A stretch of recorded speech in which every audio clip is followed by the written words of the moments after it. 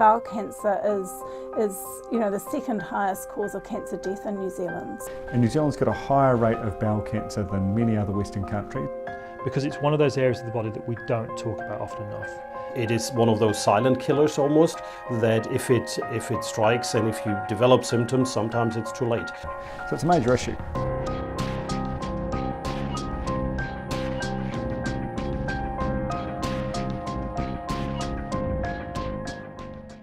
Bowel cancer is also known as colorectal cancer or colon cancer, and is any cancer that affects the colon and rectum. New Zealand has one of the highest rates of bowel cancer in the world.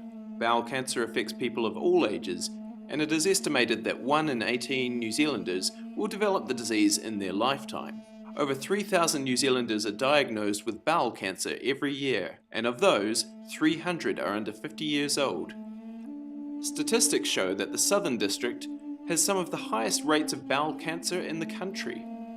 After piloting a bowel screening program at Waitemata DHB, the Ministry of Health announced the national rollout of the program in 2016. The Southern District Health Board was the first DHB in the South Island to offer screening as part of this program. So what is bowel cancer?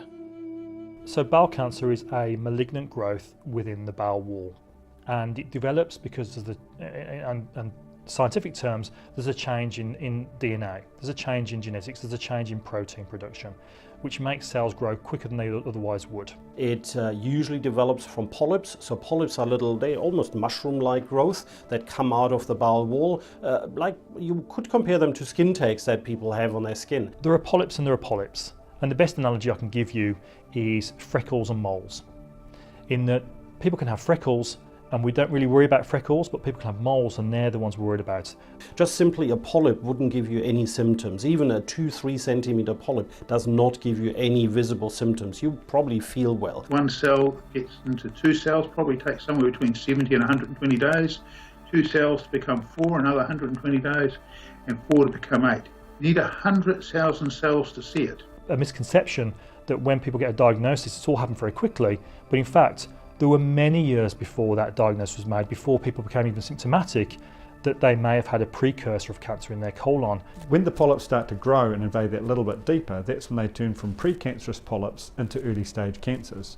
But early stage cancers can still be treated by colonoscopy in some stages or limited surgery in other stages. The cancer develops in the head of this polyp and then starts spreading into the bowel wall, and from there spreading into lymph nodes, into different organs, and by then it's a metastasized cancer. Cancer is split into 4 stages. Stage 1 is where the tumour is located just in the lining of the bowel itself. It hasn't invaded into the muscle. In a number of cases, those cancers can be treated completely by endoscopy without need for surgery. Stage 2, the tumour's invaded into the deeper tissues of the bowel wall, but it's still contained within the bowel wall itself. And again, the treatment for that would be surgery. Stage 3, this is where the tumour has gone through the bowel wall and is on the outside of the bowel wall and can be seen from the peritoneal cavity. Many of these patients will have surgery and then have chemotherapy. And stage 4 could be a combination of chemotherapy primarily with surgery to palliate symptoms, and even radiotherapy for those individuals with rectal cancer. That is the most serious stage of bowel cancer. For most people who have stage 4 bowel cancer, the goals of treatment unfortunately are not cure. They are for containment and for shrinkage of the tumour to try and extend people's lives and improve quality of life. So stage 1 cancers, significant portion of those individuals, 90% will be cured of their cancer. The rates drop off significantly to stage 4. There are, however, some people who've got very limited stage 4 disease who still undergo operations, who can in fact be cured by the use of chemo, radiation and surgery. Yeah, look, bowel cancer can be quite subtle in its presentation. It is one of those silent killers almost, that if it strikes and if you develop symptoms, sometimes it's too late. Sometimes there can be no warning signs that cancer is developing, and early detection is critical. Signs and symptoms to watch out for would be any change in bowel habit, so going to the toilet more frequently than usual, or perhaps having a sense of incomplete emptying when you go to the toilet, you feel as though you haven't quite finished. And that can be a change in consistency of the stool, so it might change from sort of sheep pellets to more cow poo, to give you something to compare it with. But the bowel has, its language is, it works too fast, it works too slow, it bleeds. And really, that's the limited language that the bowel has. The first thing that most people notice is tiredness, is maybe bleeding from their bowels, because these polyps are mechanically disrupted. They flop around in your bowel, they ulcerate on the surface, and they shed blood. And if they shed more blood than what your body is able to produce, you become anemic. Pain is an uncommon symptom, and this is what often causes confusion. People think if they've got cancer, they should have pain. Bowel cancer can cause pain, but it's not usually till it gets reasonably advanced or is about to cause obstruction. They may lose weight, they may feel tired, but they may not as well. All they may have is a change in the bowel habit and the rectal bleeding, or none of those. The symptoms we have are very unspecific. Bloating, change in bowel habit are all symptoms that everybody experiences once in a while. Those sorts of symptoms, you really need to go and have the conversation with your GP or your nurse practitioner or your community health worker. In the vast majority of cases, it won't mean cancer. There are other causes of those symptoms in the vast majority. We see significant individuals with hemorrhoids, for example, in the younger population who have isolated bleeding. Irritable bowel syndrome, inflammatory bowel disease, celiac disease can all present in this way. So what are the causes, and who's at risk? Everybody. In the South Island, we have the highest rate of bowel cancer of all over New Zealand. Women sometimes think bowel cancer is not something that can affect them. It can. As many women die of bowel cancer as die of breast cancer. And for men, it's the same. Many men die of bowel cancer as die from prostate cancer. Now, the question, why the South Island? Why is the rate highest in the South Island? There's a lot of research into bowel cancer. There's sort of broadly three groups of causes. One is people can inherit a genetic predisposition to bowel cancer. Probably about 20-25% of individuals will have a family history of bowel cancer. If you or any members of your family have had bowel cancer, you're at slightly higher risk of bowel cancer, and you should talk to your doctor about whether or not you need to be screened. There is a facility for those individuals to be screened genetically for their risk of bowel cancer and other cancers, which is also funded by the Ministry of Health and Treasury. And that's accessed through the New Zealand Familial GI Cancer Service. If you look at the Bowel Cancer Aotearoa webpage, there's a calculator on there where you can put your family history in, and it spits out what the current guidelines are for New Zealand, whether you should go and get a colonoscopy because your risk is higher than the average, or whether you can be rest assured that you carry the same risk than everybody else. And then there's the vast majority of people, I would argue 90% of people, who have what we call sporadic bowel cancer, where the etiology of which is not at all clear. And we're doing a lot of work here. That's actually our main drive for our research, trying to determine what causes sporadic bowel cancer. It's not all genetics, it's the environment. A lot of that is important, probably the diet. We hear a lot about processed meat, we hear a lot about obesity, which is our next epidemic that we're facing. We hear a lot about alcohol. So I guess it's a lot of environmental factors that play a role. Some types of food, such as highly processed meat or indeed burnt food, can contribute to bowel cancer risk. You don't have to avoid all meat, and you don't have to become a strict vegetarian, because vegetarians can still get bowel cancer. But keeping your meat intake to smaller portions and having white meat or meat-free days is important to reduce your risk of bowel cancer too. The thing is with bowel cancer is that no one's immune, and there's no one who cannot get bowel cancer.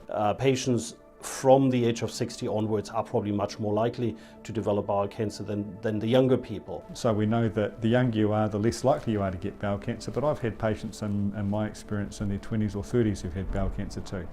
We have patients with bowel cancer as young as 25, and we have patients with bowel cancer as old as 90. So if you've got an abdominal pain or an abdominal mass, change in your bowel habit which is persistent, or bleeding from your bum, no matter what age you are, you need to get it checked out. In May 2014, I was diagnosed with bowel cancer. I'd been exhibiting symptoms since I was about 20, which were your typical symptoms such as rectal bleeding. Given my age, I was told I had hemorrhoids or something else that was just, it wasn't anything serious basically.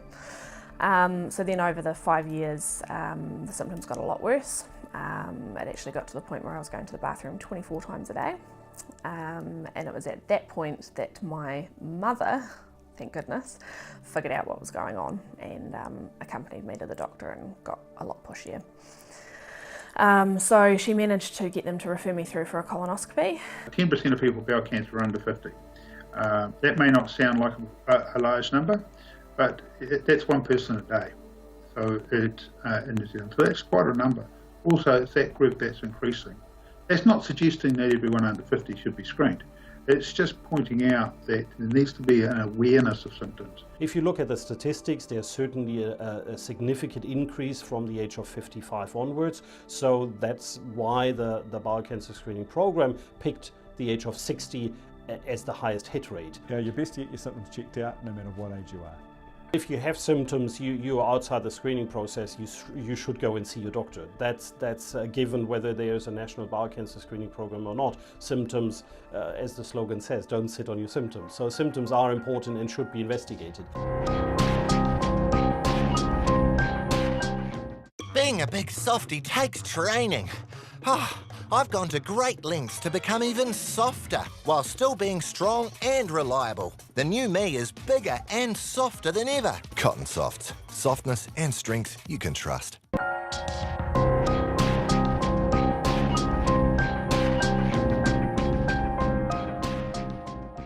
We still see too many people presenting with advanced bowel cancer. We know that more than a third of New Zealanders who are diagnosed with bowel cancer rock up for the first time with their symptoms to the emergency department. And so that often means that there is a time where you've got symptoms before they get too bad that they could have been looked into. And most people who I speak to who've been diagnosed with bowel cancer say, yeah, well, looking back, there were a few things that perhaps if I'd gotten onto a little bit earlier or pushed a little bit harder, maybe this could have been picked up just a bit earlier. And many people feel that when they've been diagnosed with cancer, and I completely understand that. I hear those stories every single day. It's why we have worse outcomes than Australia, because when you pick up early cancers, people do better. When you wait for patients to become symptomatic, they generally have a more advanced state of their cancer and they generally do worse. The majority of endoscopies, both in public and private, are negative colonoscopy. And a colonoscopy is a procedure where the bowel is inspected from the inside using a camera. A colonoscopy is a bit of an unpleasant procedure. I think I can't make it sounding much nicer than what it is. You start as a patient with cleaning your bowel, so you will be getting some preparations that give you diarrhea. So the night before the actual colonoscopy is by most patients regarded the most annoying part of the whole procedure. That has in part to do because for the colonoscopy you can ask for medication. Usually we give a pain relief medication and a sedative, so most colonoscopies are not done under general anesthesia, they're just under sedation.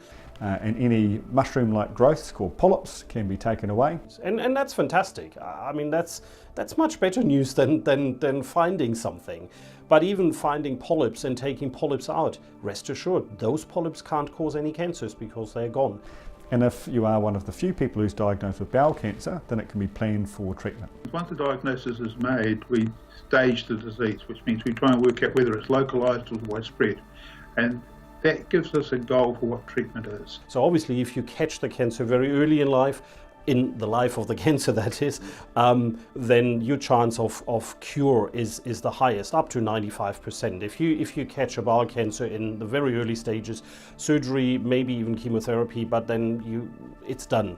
It might not be coming back, you have a very good survival rate. Whereas if you wait long enough, almost to the point where the cancer is already symptomatic, then it becomes much more difficult to treat that cancer and survival rate goes down dramatically.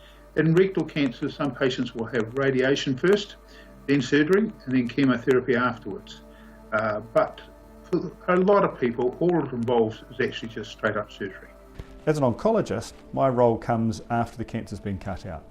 If the cancer's spread to other parts of the body or to the local lymph nodes, using chemotherapy or newer targeted therapies can improve the chances of cure or can extend life and reduce symptoms if the cancer can't be cured. So an oncologist is very much involved in people whose cancer is more advanced and more extensive and a little bit beyond the reaches of what the surgeons can clear out on their own. So I had my main surgery in June when I had my colon removed, and it took about a month or so to get the biopsy back on the tumour and things. They also did some scans during that time and they actually ended up staging me at stage 4, which is pretty serious. So having a 15-month-old baby staged at stage 4 bowel cancer, yeah, it was a pretty horrible time. So I ended up doing 3 months of chemo. I was one of the very unfortunate people who got every symptom possible. I ended up with about 15 different symptoms every round, but Chris Jackson was my oncologist. That man I definitely thank for saving my life, and he did everything he could to make my treatment as smooth as possible. The good thing about bowel cancer is there's a very big team who look after people with bowel cancer, from endoscopists to gastroenterologists to surgeons to colorectal nurse specialists to specialist surgeons to radiation oncologists, radiologists, pathologists and oncologists as well. We also have got cancer nurse coordinators who help patients navigate the very complex pathways that exist, and we hope that by wrapping a big team around people, that people are well supported, well cared for and get world-class cancer care right here in Dunedin. And so bowel cancer has a huge impact, obviously, on the person diagnosed, and then going through treatment, which might be surgery, and for some people might be chemotherapy treatment as well, or radiation treatment as well. But for people's families, my partner at the time was incredible with nursing me and going to work and looking after our daughter. My family had to deal with the prospect of potentially losing their sister and their daughter.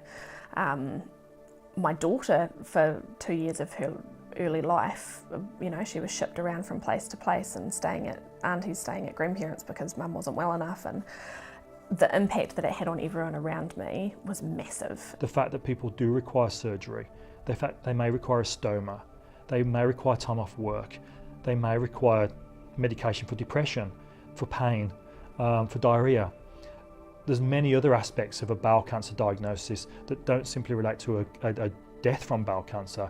If you've got symptoms of bowel cancer, an across-the-counter do-it-yourself test kit isn't going to reassure you or confirm that you've got bowel cancer or not. If you've got symptoms, you need to see your doc, because you might need a scan or a colonoscopy to look into those symptoms. The patient is the first one who needs to initiate any review, because if that patient doesn't go to the GP can't act and we can't do a colonoscopy. So it really puts the ball back into the patient's court to think about family history, to think about a change in bowel habit, to not try to find the easiest excuse. I've been away over the weekend, so I'm pretty sure my change in bowel habit is because I was sitting 5 hours in the car and now I have bleeding from my bowel, which is probably my rough underwear I'm wearing. No, it's not. It's something that needs to be looked at. So it's quite amazing how many excuses come up with patients who try to take the easiest way out. People just don't want to think about this could be bowel cancer. Yeah, so my day-to-day life is dramatically different, and at the end of the day, I can accept that because I'm here and I'm alive and I get to watch my daughter grow up. But if there had been a way of avoiding having to live life like I am now, I would have taken that option, obviously, yeah. Bowel cancer screening is the #1 most important thing we can do to reduce our world-leading death rates from bowel cancer. But there are a group of individuals out there who've got no symptoms at all, who are at risk of bowel cancer. And that was the basis of a bowel screening program, and that's been the base of bowel screening programs around the world.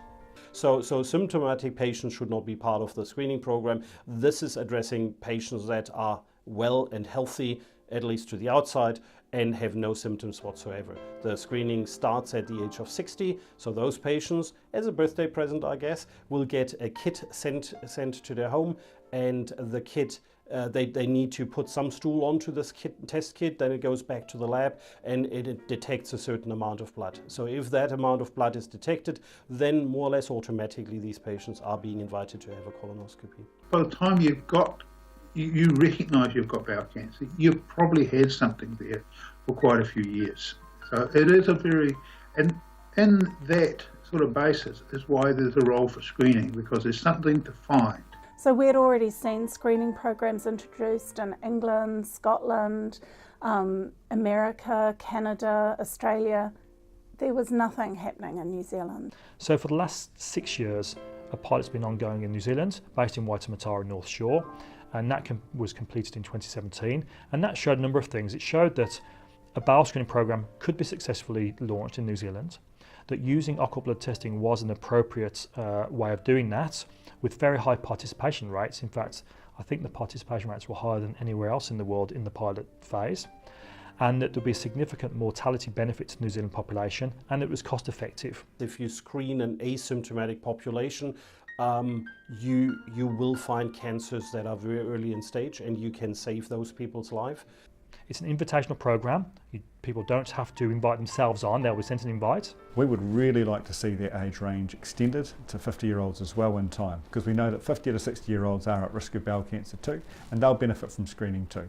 And that program has to be able to cater for those individuals who can pay and can't pay, those individuals who live in rural Southland and live in urban Dunedin, and the ability to pay and to have screening on that basis alone isn't particularly equitable as part of a national bowel screening program. The ideal outcome, obviously, of any screening program is to see fewer cancers. As I said before, we're expecting to see 30 to 40 cancers. This number should go down. We should see less and less cancers.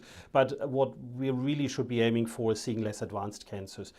And for people in New Zealand who are in an area where there's bowel cancer screening, the message is clear. When the kit arrives, do it yourself and get screened. Being a big softie takes training.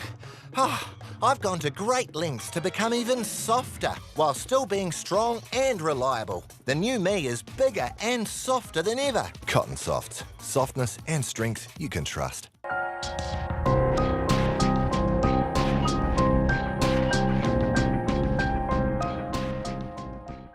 I think the other side of the whole silent killer is that who wants to talk about poo? Who wants to talk about their bum? Who wants to talk about going to the bathroom and there's blood in the toilet bowl? Not so long ago, but maybe in the early 60s, women wouldn't really be talking openly about having breast cancer or cancer of the cervix either. But now, because there's those national screening programs in place, you know, it is possible to have those conversations around the family table, the way we'd like to have those conversations about bowel cancer too. I think most people who've got a lump in their breast know what to do. They dash down to the doc and get it checked out, normally with a mammogram or a biopsy. Maybe an ultrasound. But the thing is that we don't talk about our bowel cancer symptoms. We don't talk about our bowels. It's not an appropriate thing to do in social company. Well, that's what people think. I'd already been very public about my story, but because of my age and because of how serious the situation was, I decided that something good had to come from it. So I got very public. I wrote a blog and I talked to everyone about going to the bathroom. I did once a educational program at one of the local schools. Travelling around with the big inflatable colon. That was quite a sight.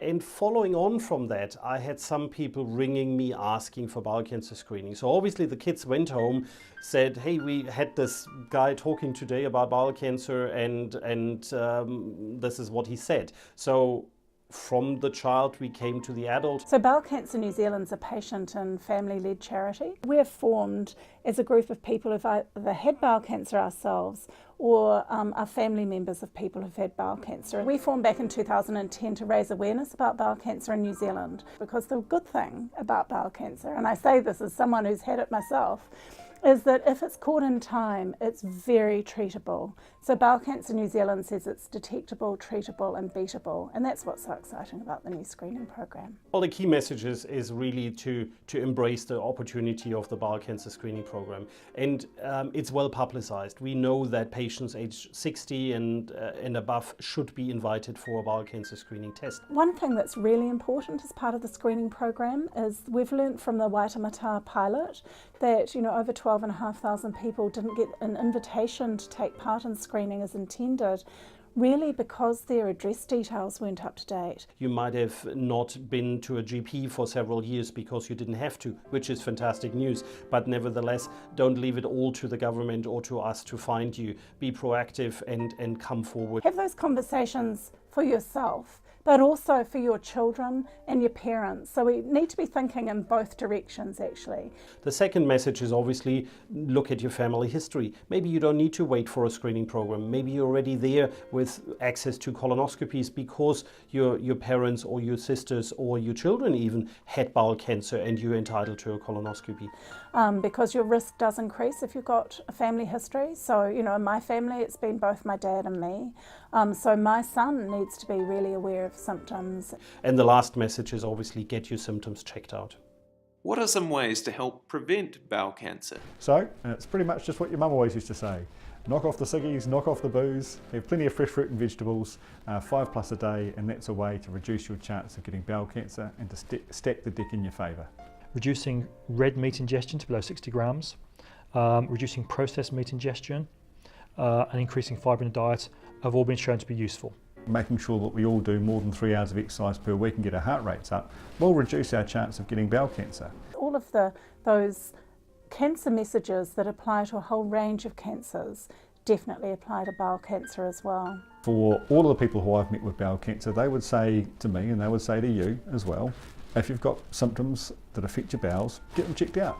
A simple test could save your life. The way I look at it is, yep, cool, I did my treatment, I've had these surgeries, yep, things haven't really gone my way and I've got these issues, but I'm alive, and that's the most important thing.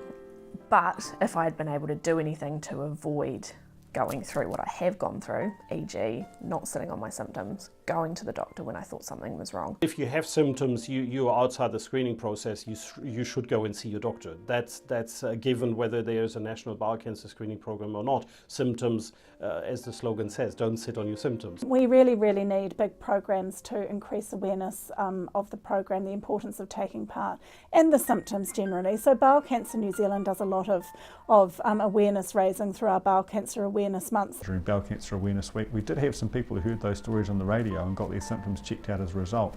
And I saw a couple of people whose cancers were picked up just because they'd heard about it through the radio. If people want posters to put up in their workplace about the symptoms of bowel cancer, please get in touch with Bowel Cancer New Zealand and we'll send you posters. We'd just really appreciate that. If you look at the Bowel Cancer Aotearoa webpage, there's a calculator on there where you can put your family history in and it spits out what the current guidelines are for New Zealand, whether you should go and get a colonoscopy because your risk is higher than the average, or whether you can be rest assured that you carry the same risk than everybody else. You've got to approach this in multiple different ways. You know, programs like yours, media awareness, politics, people talking about it, Women's Weekly. It is the only way to get change is to really focus on this wide range of stuff. So all of these measures, stories in the newspaper, stories on the news, advertising events at field days where the colon is really eye-catching, are really important. I just encourage anyone who's in the eligible age group, which is 60 to 74 years, do the test.